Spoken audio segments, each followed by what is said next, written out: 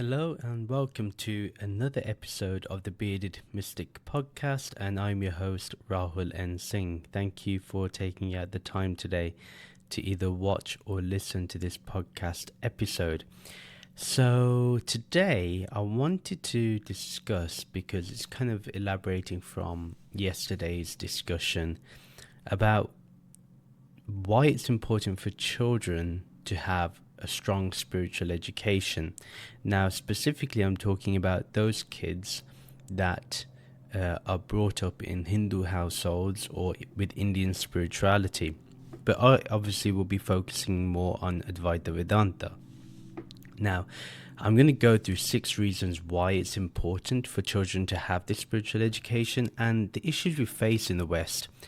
We want our children to be spiritual, we want them to be well behaved, we want them to have good morals, and yet there's very little done when I ask parents of different faiths about how they can keep children kind of grounded in good ethics and good morals. Without this good ethics and good morals, there will never be a true inquiry into what they really are.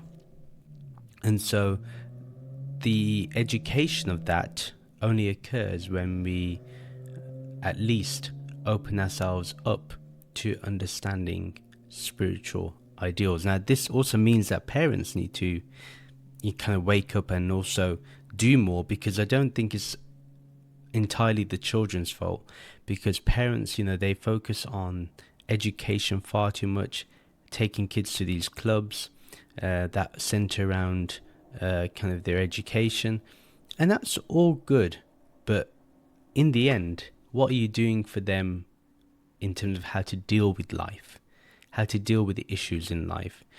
What are you setting them up with when it comes to failure? Will they know how to respond? Or when they have to deal with racism in the workplace, have you kind of helped them with that?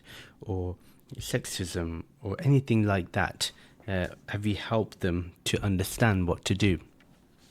So that's been one of my main concerns that I'm going to talk about today, in terms of, what can we do to make sure that children get a good spiritual education, as well as education that the state or government provides, that we all know about. The other thing is that this is personal to me, because obviously I have a 1.5-year-old, and this matters to me because how my child, well, first of all, my child is going to look at me and my parents, and he's going to see how we react, how we respond to life, how we are. Are we truly practitioners, or are we just going there as a ritual? Little things like that. And we think our children don't know anything. They know far too much. They know far more than we anticipate. And it's best to kind of overestimate than underestimate, because in the end, it could shape their life. And what I find more and more common in South Asian households is that they do not know what to do with their kids in terms of giving them a spiritual education. They want their kids to be well-rounded, good characters, good personalities. But how are you going to make that happen when you don't give them the kind of tools to move forward? So let's go into the first thing. Now, why children need spiritual education in Advaita Vedanta. So this is a specific one that I'm looking at. So if you follow a different religion, I think this is more or less universal that you could follow. And most of all, it's just about giving them a spiritual education. So first of all is the identity beyond the ego. And this is really important, because as children grow up, we are literally just hounding them with the ego, like, this is your name, which is not wrong. They need to identify themselves. That's good. This is your gender. This is this. This is that. And we force them to kind of identify with the body.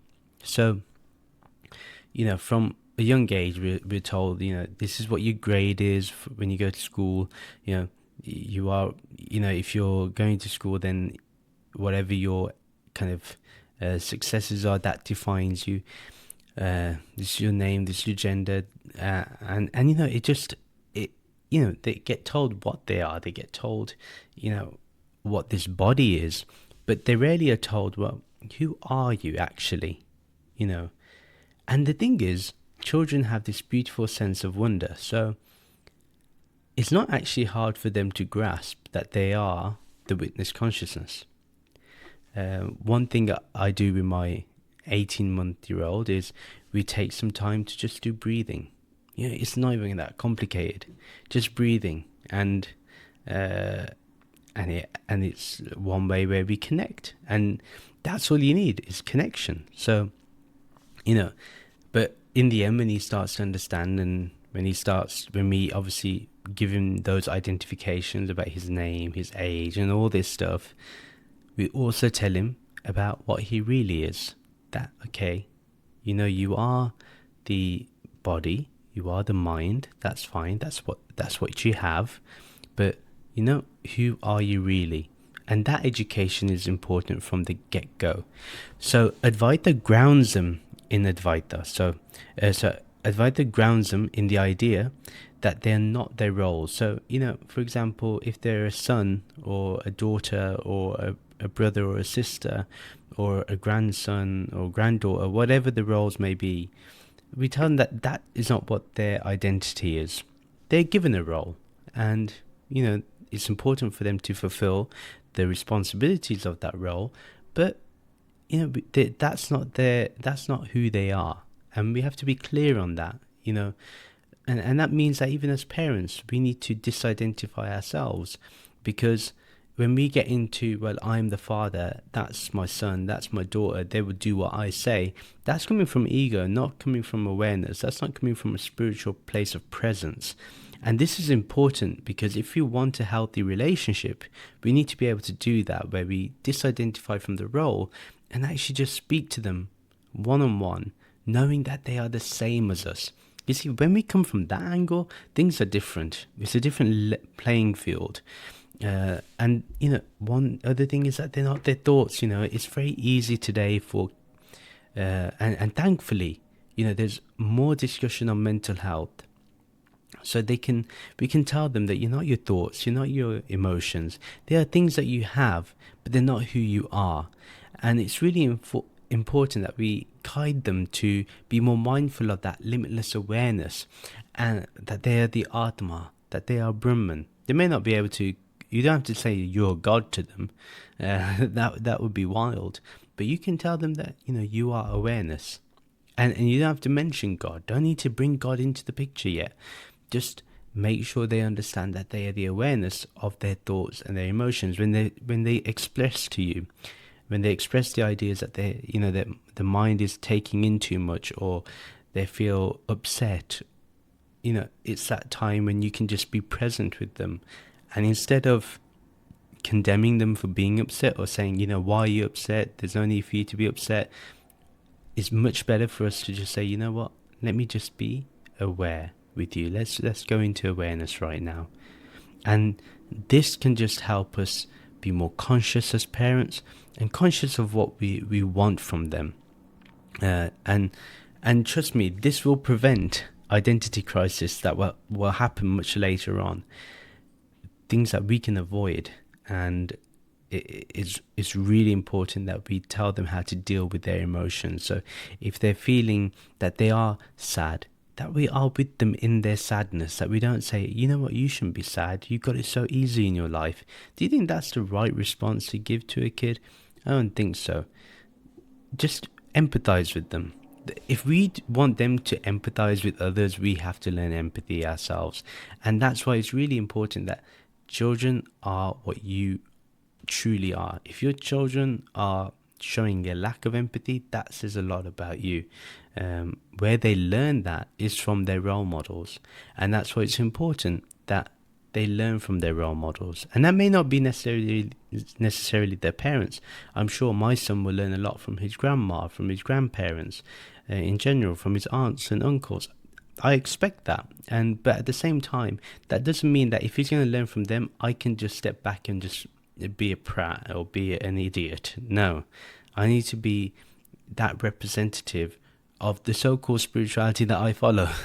So, imagine he comes across my podcast and he's like, Papa, you're so great on your podcast. You say so many great things, but at home, you're like this. Imagine when he's 15, 20 years old, and he's like, but you're like this with me. Imagine how that would make me feel, and how that would make him feel, that his dad is one thing on camera and one thing behind the camera. And that's why Advaita Vedanta says you're one. So, the whole thing about being one thing, like pretending to be spiritual at the temple and then being an absolute fool at home is opening the door to schizophrenia. And there's no need to have this dual personality.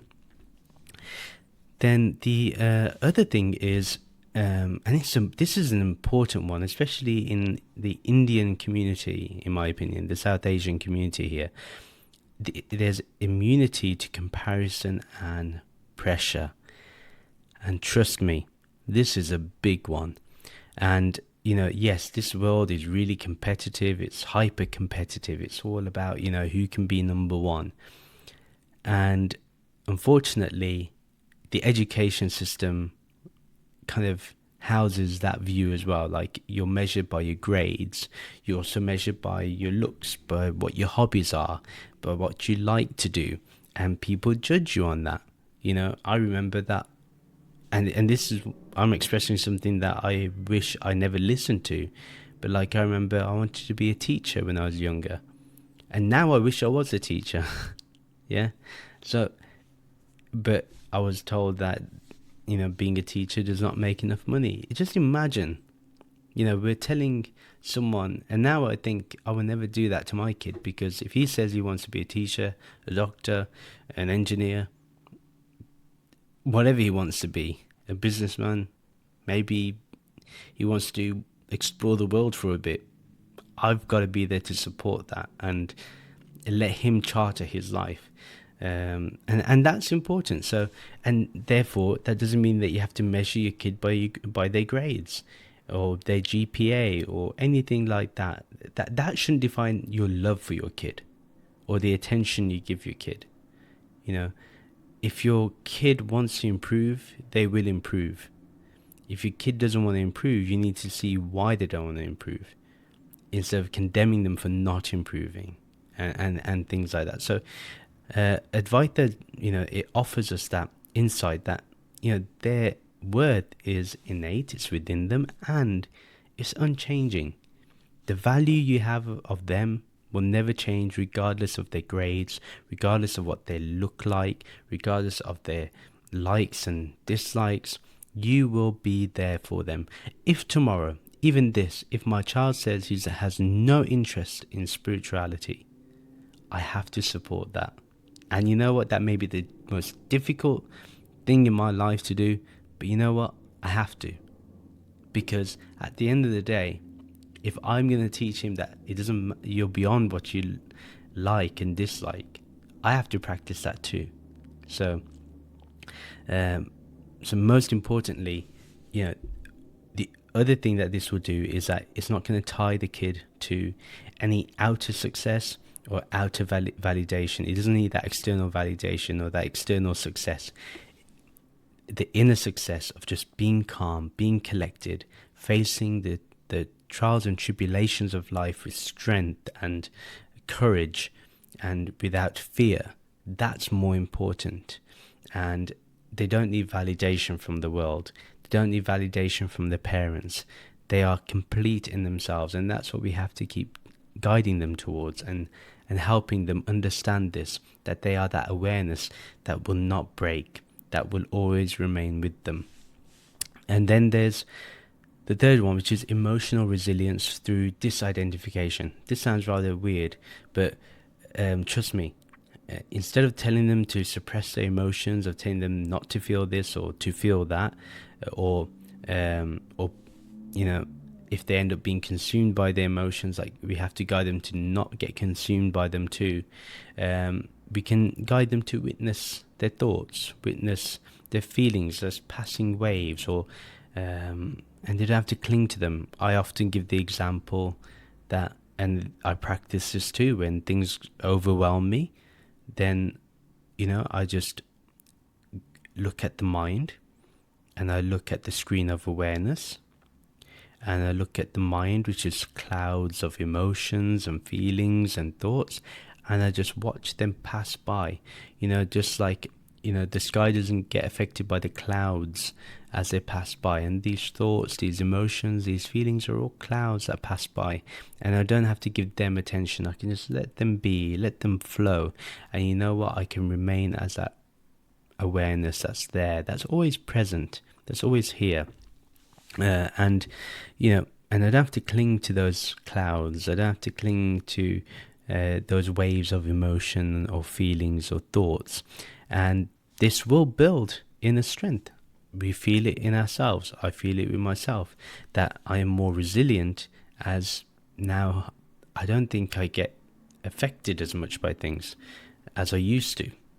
I've seen my growth, but at the same time, I have to understand that everyone has to grow. So my child is going to go through those turbulent times, and I have to be there with them, to be present and guide them to be into awareness. And it's all about guiding them the right way. And that's one way, is not telling that, we're not saying to them that their emotions are wrong. We're saying just witness them. We're not telling them their emotions are right. We're just saying witness them.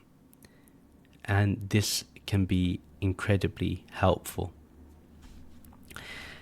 Now, an important part of Advaita Vedanta, and this fourth point is really important.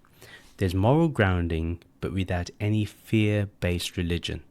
And religion has always been about fear. There's a God, you need to fear this God, or there's the Guru, you need to fear the Guru, or you need to, you better fear, because you could go, if you want to go to heaven, you better be good, or otherwise you're going to go to hell, and that's going to be for eternity, and you're going to be, burnt, and all this kind of, crooked thinking. And Dharma doesn't allow this to happen. Dharma will say, there's no fear of punishment here. You're not going to get punished. And, everything that happens, you have to understand that everyone is one with you. So your morality, your ethics is based on oneness. You see everyone as the same. They are one and the same as you. They're not separate to you. And it's really important for us to understand that. So when we operate ourselves from oneness, our children will also operate from oneness. And that's really important. That's a solid thing to do.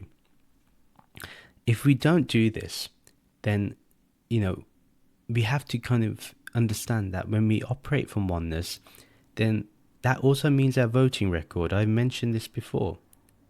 What you vote for is for what you represent.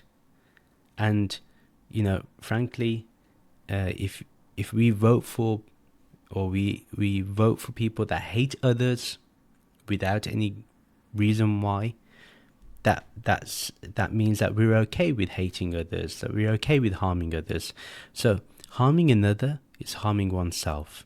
And when we have that empathy, that I want to do good for others because that's doing good to me, not because I'm going to benefit personally from it. No, because they are me. The other is me. It's all one. It's non-dual. And when we operate from that oneness, there's only love, compassion, and space for others. And this is important. And if we are divided people, we vote for things that are going to divide others. And we see this today. We believe in this individualistic, divisive rhetoric, whilst those that believe in unity, in love, compassion, cannot vote for these type of things, cannot even, the things that people call woke these days. But being woke actually is not a bad thing. I think we fail to understand that woke is seeing everyone as the same as you. And you know, if you're not comfortable with who you are, you're not going to be comfortable with others and their diversity. But if you're comfortable with yourself, you're comfortable with other people too. So whatever you view the world is more or less how you view yourself. And that means your worldview. Now, let's be honest, I may not like the current president at all, but I recognize that there is oneness. I cannot deny that fact. And, you know, I have huge compassion for him, because imagine living a life that he's living. I feel bad for him that he lives in that way. So I have empathy. Okay, that's his mindset. That's the way he's living his life. Imagine. I don't know how to, when I grew up, my role model, my hero was my guru, who only taught love, unconditional love. So I didn't know anything else. I cannot know anything else, because that's what my hero is. So we have to understand that your hero has to be your values. And that's why it's really important that if we understand that harming another is harming ourselves, this will lead to a natural compassion and natural integrity. It's not something you have to forcefully build upon yourself. Like, you don't have to be told, do not kill anyone, because you know that harming another person is harming myself. Therefore, the idea of killing someone doesn't even have to be mentioned. It doesn't have to be said, So this is important to understand. Then the fifth one, which is connection to culture and Sanatan wisdom. So, Vedanta is pretty good when it comes to connecting to our, ancestral roots and our Vedic roots. It's really important for us to know this. And it's not a blind tradition. It's not about, you just go to the mandir and you just beg God and come back. That is not what Dharma is about. That's not what Vedanta is. Vedanta is about knowing who you are, knowing your true nature. It's about logically understanding what you are. It's not about believing in something. It's not about having faith in something either. Once you know something for fact, you don't need faith in it. That faith then is natural. You don't have to build a faith, and you do not have to think that your faith is weak. You do not have to beg God to make things better for you, because you are that God itself. You are that awareness itself. You are Brahman itself. You are Ishvara itself. They are not separate to you. All the powers of this universe is within you. And at the same time, you are that awareness which has unconditional power, unconditional strength, unconditional love, unconditional compassion. So Vedanta is purely rational. It's experiential. You can experience it. You can taste being awareness yourself. You don't have to believe in this. And it's really important to be rational, and this helps us when we look at things from a rational perspective. When there's festivals like Diwali or Holi, it gives a proper meaning to it. Or if we do rituals at home, the rational mind will be able to see the logic behind them. And even with the stories, we know that there's, not every story is going to be, kind of true, but they like the Puranas, the stories from the Puranas, they're not true. They obviously are made up, but we can get rational lessons from those stories. We can get the morals from those stories, but we don't have to be like, oh yeah, Hanumanji actually ate the sun. Like we don't have to be silly to kind of reduce our logic and rationality. No, what we're trying to present here, when we represent that Hanumanji tried to eat the sun, was to show how powerful he was, that he could take in the energy of the sun. We can say things like that, and that's us too. That the energy that's in the sun is also within us, because we're made up of the same universe, the same elements of the universe. That's all, and it can be based in rational and logical thought. So that's really important. So connecting with their culture is very, very important. And then there's obviously clarity amidst spiritual confusion, and this can happen. We've been discussing the law of attraction, and we're going to do a deep dive tomorrow into that and go a bit deeper into the law of attraction and Advaita Vedanta. But yes, these half-baked spiritual ideals and ideas and concepts that we're told, that's flooded the social media, YouTube, TikTok, Instagram. So many people are now scared of the evil eye, and they're scared of they're so superstitious. They follow everything of the eclipse just in case something bad may happen. All this superstitious thinking. Advaita provides a clear, time-tested map to the ultimate truth. It just says, you know what, this is your true nature, this is the ultimate truth, this is backed by logic, scripture, and deep inquiry. It's been tested for many years, for millennia. People have gone through this, they've achieved it even today, and this can be experienced. You can go through this. So Advaita is not, half-baked spiritual ideals or ideas or concepts. So this is important to know as well. So where it's easy to go down the path of spiritual confusion, Advaita Vedanta is the antidote to that, in my opinion. So what would it look like, for parents if you have a kid right now? What can you do with your kid to kind of give them a solid spiritual education? And this does mean, you do have to spend time with them. If they spend, say, 6, 7, 8 hours of the day, 10 hours a day in kind of worldly education, make sure 1 or 2 hours in the day is spent in spiritual education. It's really important to do that as well.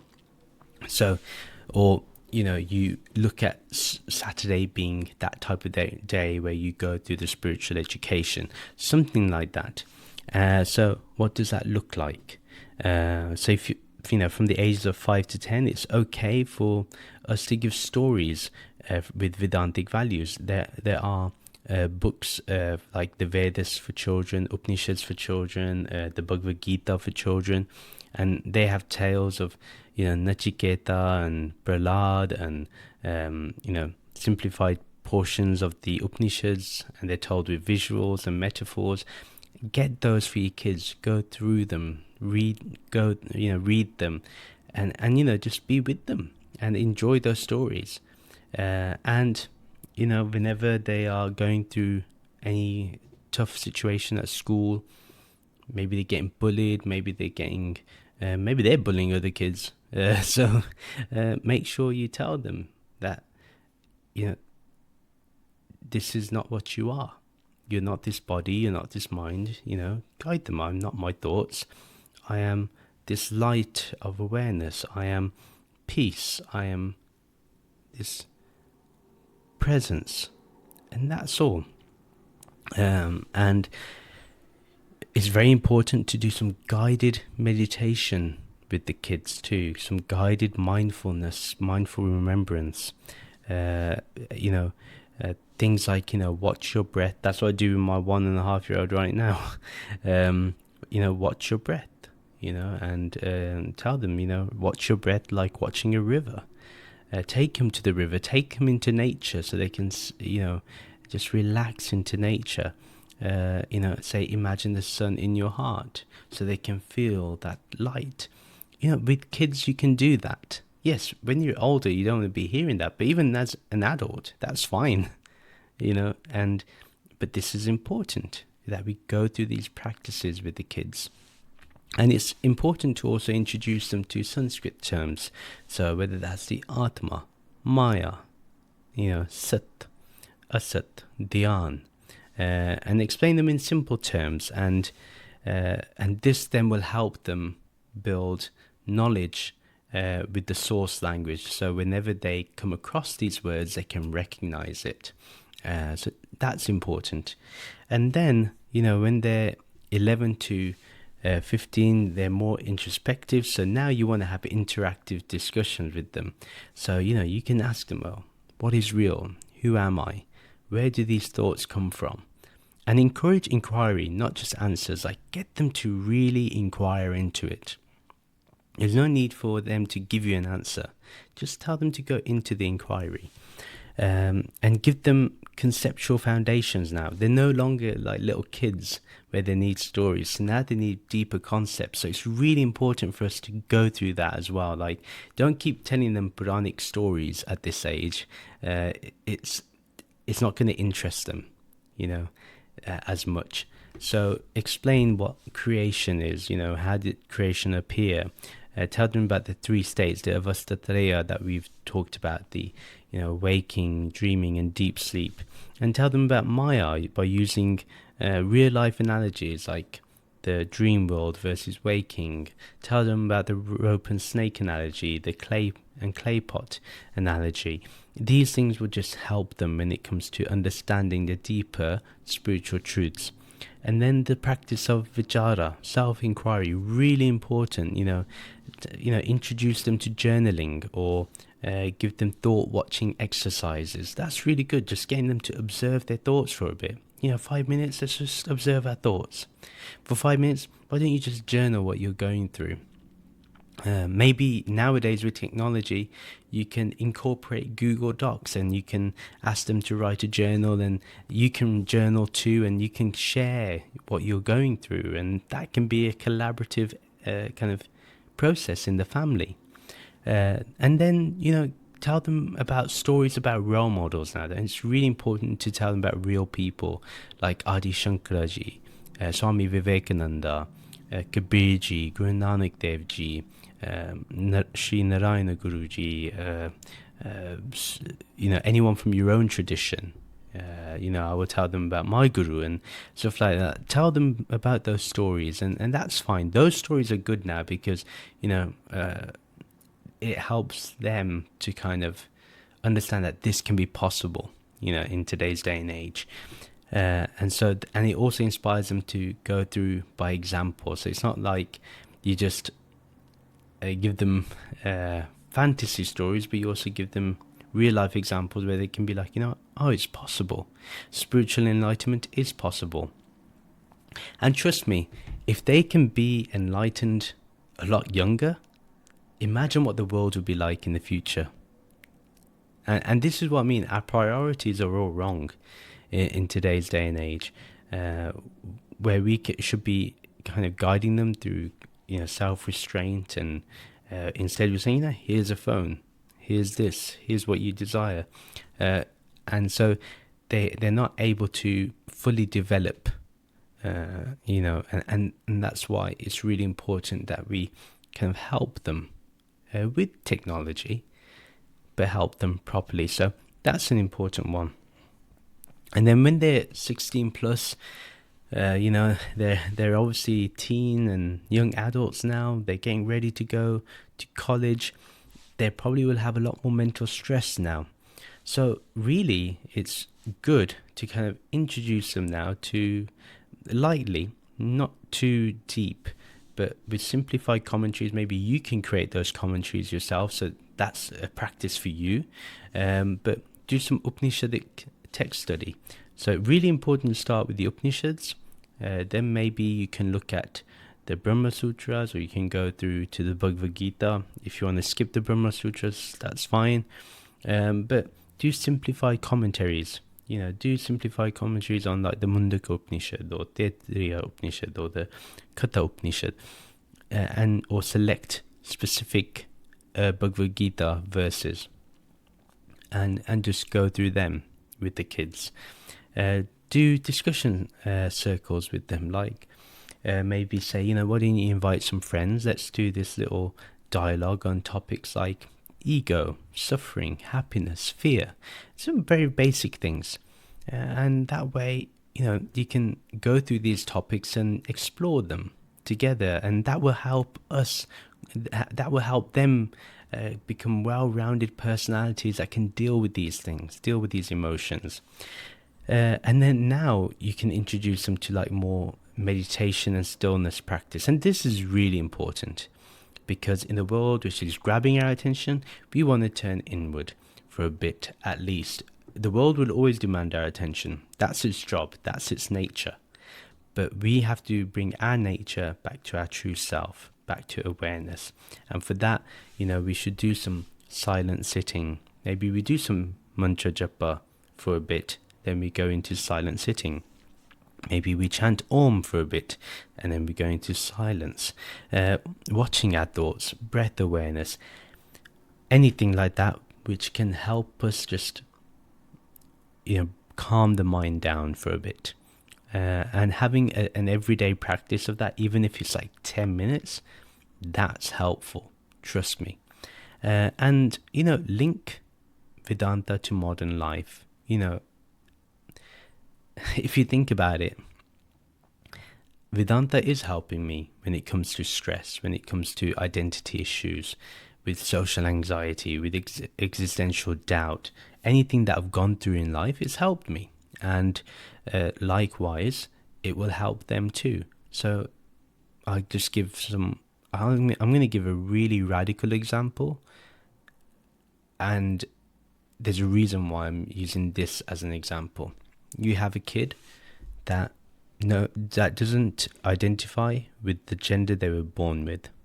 Okay, with the physical gender they were born with. So how can you help them to understand what they're going through? Vedanta will have the answer. Vedanta will guide them into acknowledging how they feel and accepting how they feel. And most of all, saying, okay, this is how the body feels, but as awareness, what do you feel? And this way, you're bringing them to peace with how they feel. You're not telling them to change how they feel. You're not even affirming that what they're feeling is correct or incorrect.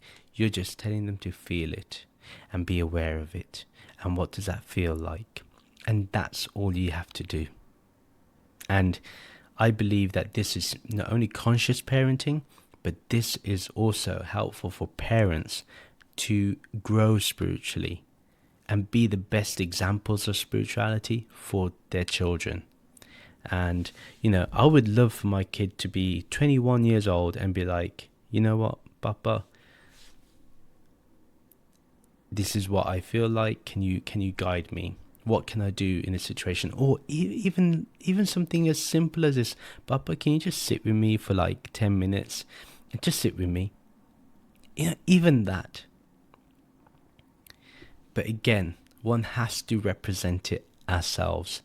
And I feel today, with modern life, with the way things are going, it's important that we get our kids focused on spirituality. And that means if your spirituality is condensed to just a Sunday for a few hours, you need to wake up and you need to start thinking about how to bring spiritual education into their life, where spirituality becomes just as important as worldly education.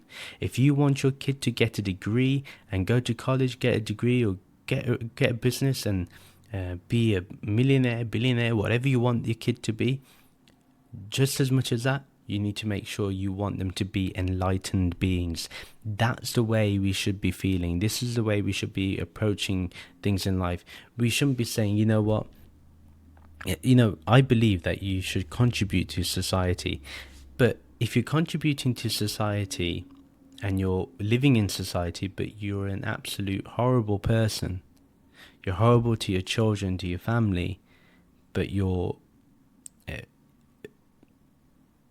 and your spirituality is just there for the namesake that you're spiritual, it's going to do nothing. And so to avoid this, we need to be properly invested in spirituality. So it starts when they're young, and I believe that. Like, I'm so glad my parents took me to satsang every week. It helped me. I wish we had more satsang throughout the week. I wish spirituality was more focused upon as I was growing up in worldly education. I wish my parents didn't focus so much on getting a job and all that, and they were like, I wish they balanced it with spirituality. I wish that was the case. But they only knew what they knew. But today, I can make a different choice. I can make a different set of values. And, when it comes to my son and any future children I have, or anyone that, any of my nieces or nephews that may look up to me, if they do, that I can guide them in the right way, guide them in the right manner. So that's really how I want to, that's the episode today. Let me know your thoughts. Maybe you have children and you've gone through this difficulty. Maybe you wish your children were more spiritual. Maybe you have some counter arguments about why what I'm saying is totally ridiculous in today's day and age. Anything, but I just wanted to just share that, the 6 reasons why I believe children need spiritual education too. But let me know your thoughts. If you like this episode, please like it, do comment on it, share it, subscribe to my channel, and I shall see you in tomorrow's episode, where we'll do a deeper dive into why Advaita Vedanta is very different to Law of Attraction. So the second part, which is a deeper dive. Thank you very much for listening. Take care. Namaste.